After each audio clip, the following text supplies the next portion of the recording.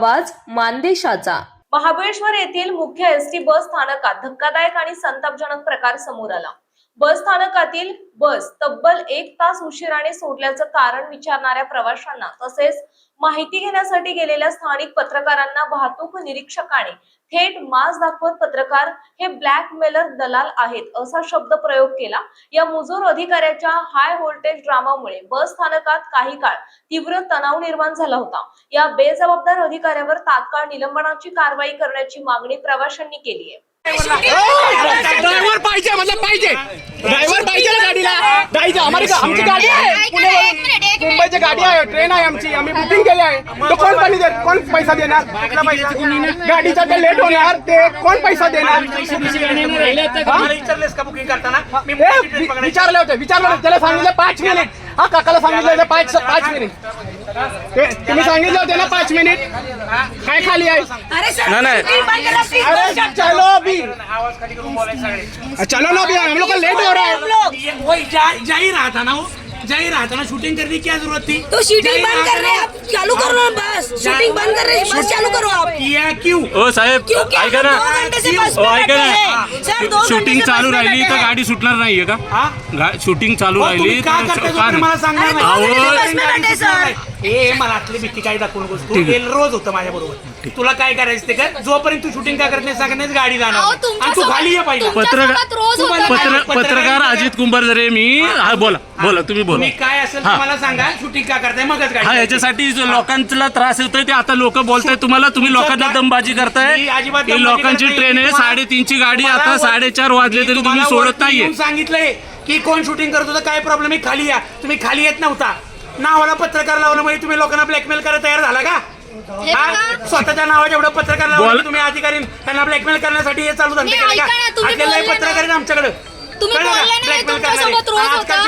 सगळे पत्रकार अरे ऐका ना दादा ऐका तुमच्या सोबत ह्या गोष्टी रोज होतात सांगितलं ना कोण शूटिंग करते त्यांना खाली यायचं अरे ऐका ना दादा सांगितलं ना माझं तर ऐकून घ्याल तुम्ही तुमच्या सोबत ह्या गोष्टी रोज घडत असतील पण पॅसेंजर म्हणून आमच्या सोबत या पहिल्यांदा घडतात आज पत्रकार म्हणजे दलाल एक दलाल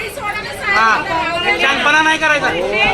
खाली महाबलेश्वर आए थे। महाबलेश्वर से हमको 3 बजे का ट्रेन टाइम बोला था बस का बट वो 4:30 तक नहीं चला 1.5 घंटा हो गया ड्राइवर नहीं था कंडक्टर पहले टिकट लेके रख दिया और फिर बस फिर चला मतलब 1.5 घंटा हमारा वेस्ट हो गया। हमारा गाड़ी है पुणे से वसई के लिए 8 बजे का जो कि अभी मिस हो जाएगा। 3:30चे टायमिंग गाडीचं होता आम्ही 3 मध्ये गाडीमध्ये बसलेलो होतो 3 वाजता पण त्यांनी 4:30 वाजले तरी गाडी सुटलेली नव्हती म्हणून आम्ही जाब विचारला पण त्यांनी उलट उत्तरं दिली आणि ज्या वेळेला व्हिडिओ शूटिंग करून आम्ही जनतेसमोर मांडण्याचा प्रयत्न केला पण त्यांनी आम्हालाच उलट उत्तर देऊन दमबाजी केली